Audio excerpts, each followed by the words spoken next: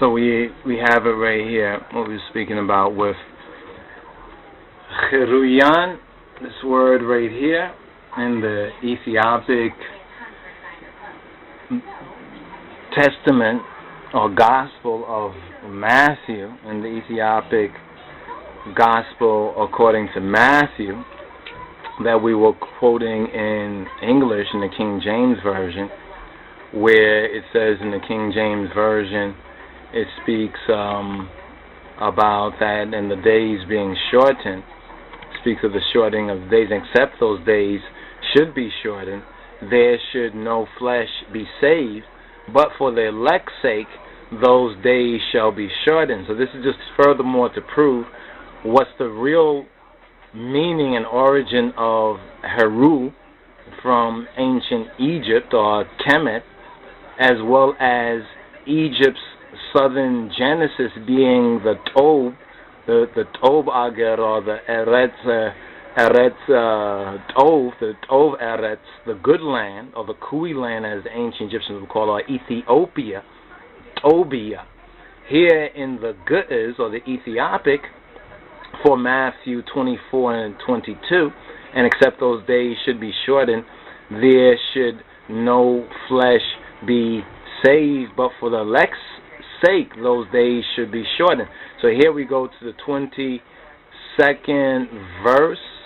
It says, Wesobe akohu ze chesera emantu me wa'il albo ze ima dechine menuhi.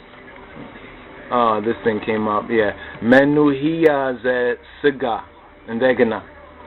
Wesobe akohu ze chesera emantu mewa'il albo ze ima dichne menuhiya ze siga we bahitu be'inte HERUI-YAN ye chesera emantu mewa'il.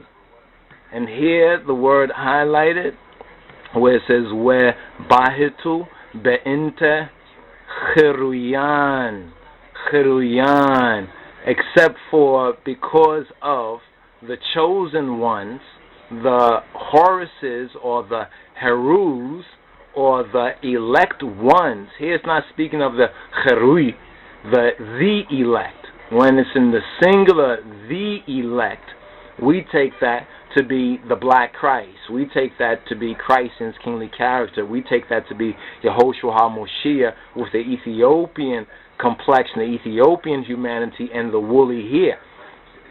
But in here, it's speaking of the HERU-YAN. Now, what's interesting, if you do a little bit of research, there was more than one Horus. I mean, there was a group, and they say this is pre-dynastic. All of this is before the Egyptians ever had any dynasties or any so-called pharaohs or divine pharaohs or sultan, you understand, or Seti, so forth and so on, that there were this set of the children of the HERUI, the children of the elect, were known as the HERU-YAN. So here in the Ge'ez, New Testament, Matthew chapter 24, verse 22, when you read it in the English, and in the English it will say, and except those days should be shortened, there should no flesh be saved, but for the elect's sake, those days shall be shortened. Where bahitu be'inte HERU-YAN, yechitzera emantu mewa'il.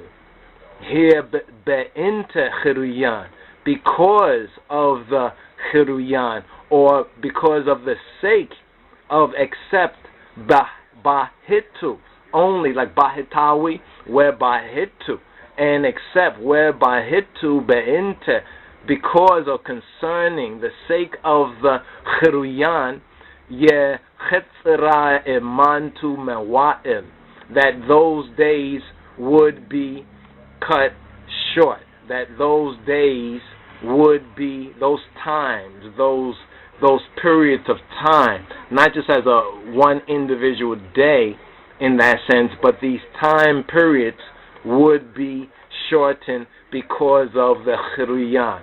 So here in the Ethiopic Christian, ancient Christian text, do we find the southern genesis of Kemet, of the ancient-most Kemet, of the pre-dynastic Kemet, of the old Egypt that is older, the older Egypt that is older than the old Egypt, the first time Egypt. So this is extremely significant and should be significant for so-called black Egyptology and Afrocentric and black scholarship concerning ancient Egypt and the connection and the true interpretation of the so-called spirituality, mythology, the scriptures, the whole Egyptology. This should flip Egyptology on its head. Well, actually, it should take Egyptology from off its head and put Egyptology on its feet. I think that's a little better. That's a little better, because Egyptology is on its head now. It's upside down.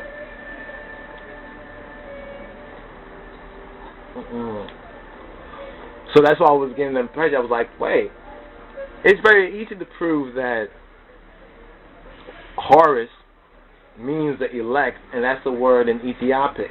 That's a word in Ge'ez. It's very easy, and what better way to prove it but in the context of an ancient Christian text that comes from some of the oldest Christians and the truest Christians, historically speaking, in history and in our story, the Ethiopians, or the blameless Ethiopians. So to make that connection, that link there, is extremely significant.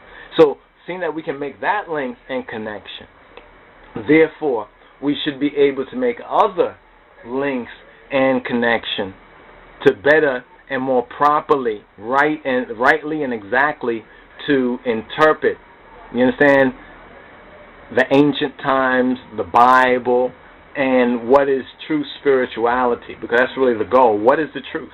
You understand? Christ said we shall have a gnosis, a gnosis of the truth, and it's that truth that shall set us free.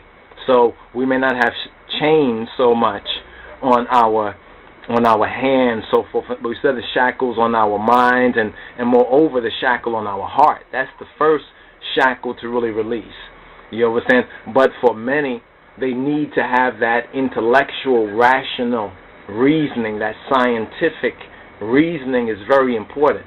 The Almighty wouldn't have it otherwise. So those people who talk about religion, so-called a religion or a spiritual way of life that's unscientific, they are speaking about something that is a grade probably below, and negativity of Satanism and Luciferian demon worship. That's like a grade below that.